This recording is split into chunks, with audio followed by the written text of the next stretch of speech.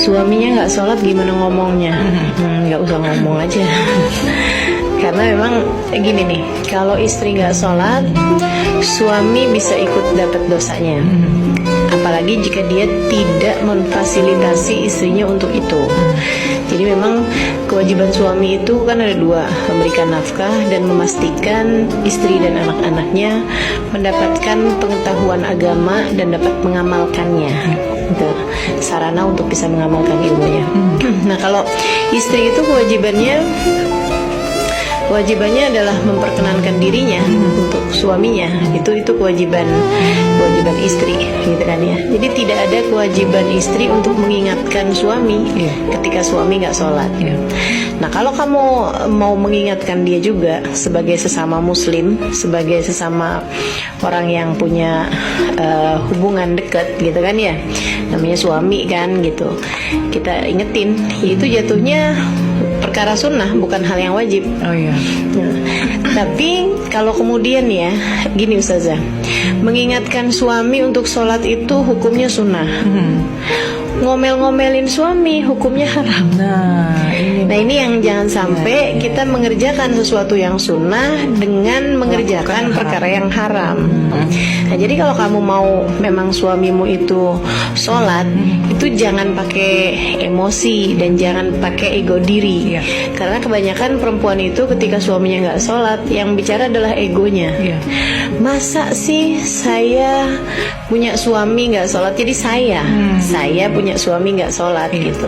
Tidak berpikir, ya Allah, kalau saya biarkan suami saya seperti ini, kemudian di hari akhirat nanti kita tidak dapat bersama karena tidak bisa mendapatkan ridha Allah SWT, gitu kan. Kesian banget suami saya, bagaimana cara menyelamatkan dia, gitu. Itu jarang. Istri-istri yang berpikirnya seperti itu jarang. Lebih ke ego sendiri, gitu kan. Pak, bapak nih enak aja nih nggak sholat, nggak enak tahu diliatin anak-anak, gitu. Jadi lebih ke ego diri sendiri aja, gitu. Dan ini yang mesti kita hilangkan ya. Kalau kamu pengen suami kamu sholat, hal terindah untuk kamu lakukan adalah dengan berdoa, meminta kepada Allah. Karena orang di saat dia mau sholat, bukan hanya dia mau sholat, tapi karena Allah menginginkan dia untuk menghadap padanya. Dan ketika seseorang gak mau sholat, bukan hanya karena dia gak mau sholat, tapi karena Allah tidak menginginkannya untuk menghadap kepadanya. Jadi urusannya lebih ke Allahnya. Nah, kamu daripada maksa-maksa suami kamu untuk sholat, apalagi sampai pertanyaannya, boleh nggak saya menuntut cerai suami yang nggak sholat? Nah, daripada pertanyaannya seperti itu, jauh lebih baik kalau kemudian tanganmu kamu tengadahkan, mohon kepada Allah sebagai Al-Hadi, sebagai pemberi petunjuk, untuk memberikan petunjuk kepada suamimu hingga dia mau mengerjakan sholat.